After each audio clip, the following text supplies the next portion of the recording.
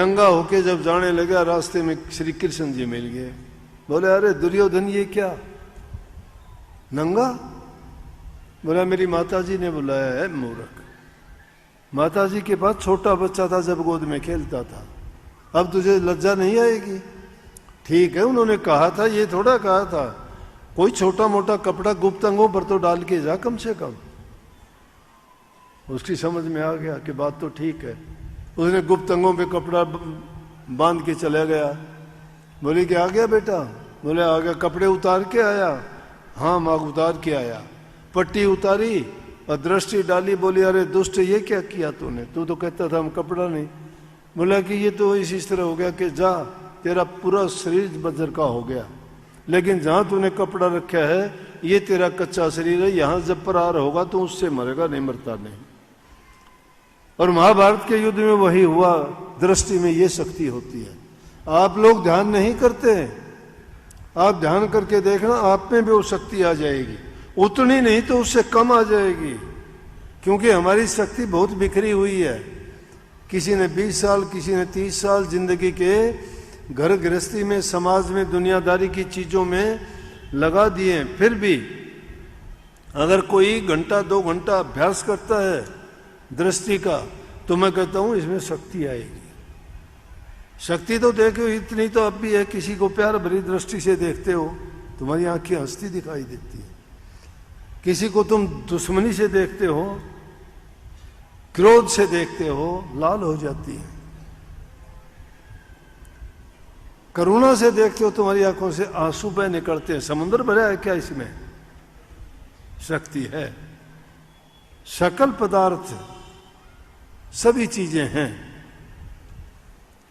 लेकिन हम कभी ध्यान ही नहीं जाता हमारा, और संतों के वचन पर विश्वास नहीं करते, क्रियात्मक जीवन नहीं बनाते, उन क्रियाओं को अपनाते नहीं हैं। अपना के देखो। अगर जबान से कहो कि हम कहें वही हो जाए, हो जाएगा। नाम का सुमरण किया करो, उसका लगन लगी रहे। लगन जब तक नहीं लगती तब तक कोई आपके काम पूरे नहीं होंगे। ठीक है, नाम आपका मिल गया, बुराइयां आपकी छूट की, बहुत बड़ी बात है, ये कम नहीं कहूंगा मैं भी गर्व महसूस करता हूं इस चीज का। लाखों आदमियों ने बीड़ी, सिगरेट, पान, तंबाकू, शराब कितने छोड़ दिए। सरकारें मुहिम चलाती हैं नशा छुटवाने के लिए।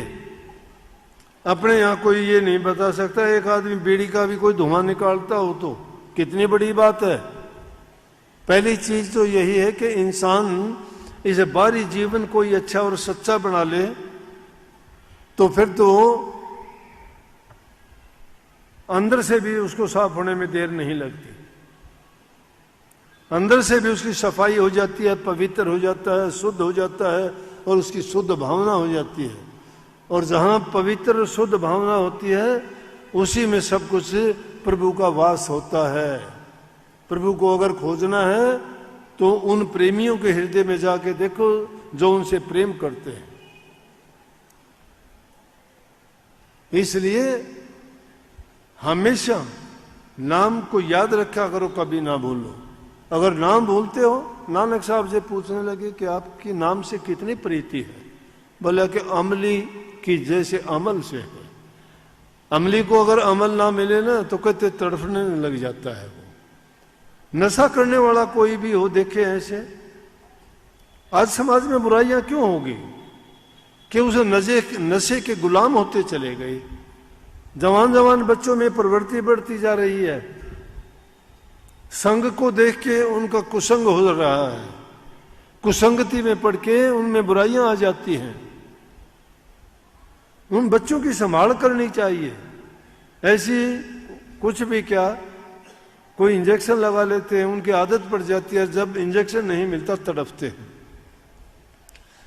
उन बच्चों को फिर पैसे चाहिए, पैसे नहीं मिलते तो उल्टे सीधे कामों में निकल पड़ते हैं।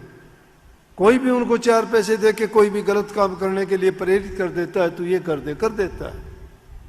मैंने 1-2 बच्चे ऐसे देखे, उनको कुछ पैसे दे के गलत काम करवा दिया, क्योंकि नशे के गुलाम थे, उनको उस नशे के लिए पैसे चाहिए, पैसे लिए तो उसको गलत काम करना ही पड़ेगा। नशा करने के लिए चोरी भी करनी पड़ेगी, झूठ भी बोलनी पड़ेगी, झगड़े भी उससे होंगे। क्या रह गया इंसान के पास? इतना अच्छा जीवन अगर अच्छे तरीके से जियो, अच्छे खान पान